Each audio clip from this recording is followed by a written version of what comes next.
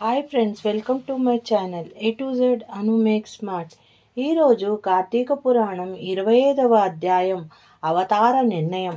సుదర్శన చక్రము బారిన పడకుండా ఉండడం తన తరం కాదని, తనను ఎవ్వరూ రక్షించలేరని దుర్వాసుడు నిర్ణయించుకున్నాడు.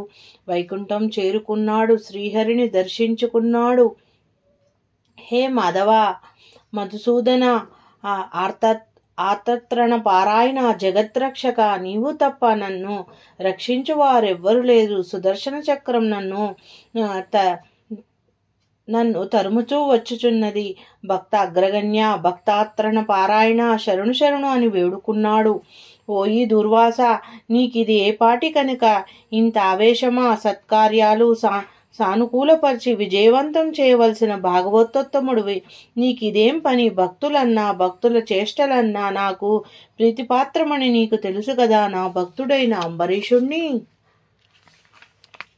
నా పట్ల గల భక్తితో పుణ్య వ్రతమైన ద్వాదశి పారాయణం తలపెట్టి నిష్టగా ఉన్న తరుణములో తన వద్దకు వచ్చిన నిన్ను సాక్షాత్తు నన్నుగా గౌరవించి అతిథిగా నన్ను ఆహ్వానించాడు. స్నానానికి వెళ్ళి ద్వాదశి గడియలు లుప్తం కాబోయే పర్యంతరం జాగు చేసిన నీ నేరమును మరచి మంచినీటిని గ్రోలి పారాయణం చేసిన వానిపై ఆగ్రహించుట ఎంతవరకు సముచితమో ఆలోచించలేదా?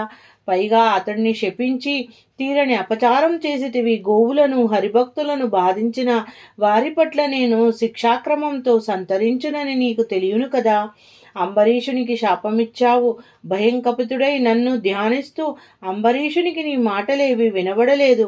నీవు విచ్చిన 10 జన్మల శాపమును అతనికి ఏమీయూ తెలియదు. నన్ను శరణు కోరిన అతనికి నీవిచ్చిన శాపమును నేను అనుభవించు తలంపుతో అతని చేత అట్లే అనుభవించదన్ అనిపించి తిని. నీ శాపం వృధా కాకూడదు, నా భక్తుడికి కీడు కలగకూడదు.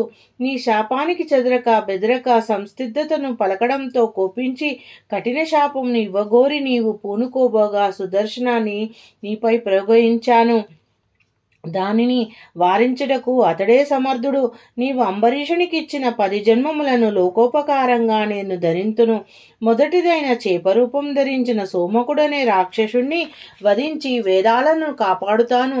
రెండవదైన తాబేలు రూపం ధరించి దేవదానవుల క్షీరసాగర మదనం వేళ మందగిరి పర్వతాన్ని మువ్వున ధరించి నీట మునిగిపోకుండా కాపాడుతాను.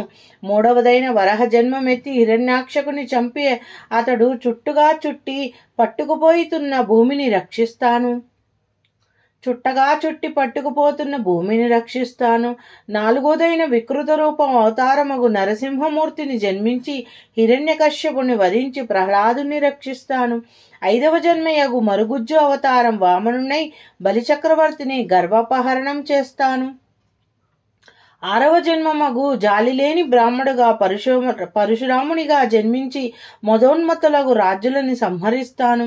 7వ జన్మయగు ఆత్మజ్ఞానం లేని క్షత్రియుడిగా రామునిగా అవతరించి రావణ కుంభకరులను వధిస్తాను. 8వ జన్మయగు రాజారత లేని రాజుగా కృష్ణావతారం ఎత్తి కంసుణ్ణి సంహరిస్తాను. 9వ జన్మయగు పాషాండుడగు బుద్ధునిగా పుట్టి పాషాండ మతాన్ని బోధించి అహింస సిద్ధాంతాన్ని వ్యాప్తిలోకి తెస్తాను. ఆఖరిదగు 10వ అవతారముగు పాపాత్మలను మోహింపజేసి కలికి అవతారం ఎత్తి దుష్టులను శిక్షించి ధర్మాన్ని నడిపిస్తాను.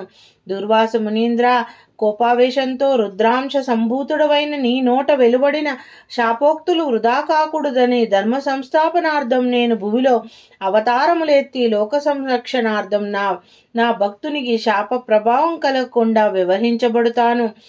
పరమ భాగవతముడైన అంబరీషుణ్ణి గుర్తించి నీ ఆగ్రావేశాన్ని దుడుకుతనాన్ని గుర్తెరిగి వానిని శరణు కోరవలసిందని శ్రీహరి దూర్వాసుని హెచ్చరించసాగనంపాడు. కార్తీక పురాణం 25వ అధ్యాయ పారాయణ భాగం 10 అవతార నిర్ణయాధ్యాయం సమాప్తం. Shiva అర్పణమస్తు. Karthika Charanaravinda, Damodara Charanaravinda అర్పణమస్తు. Thank you for watching my video. Please subscribe and share and watch my playlist.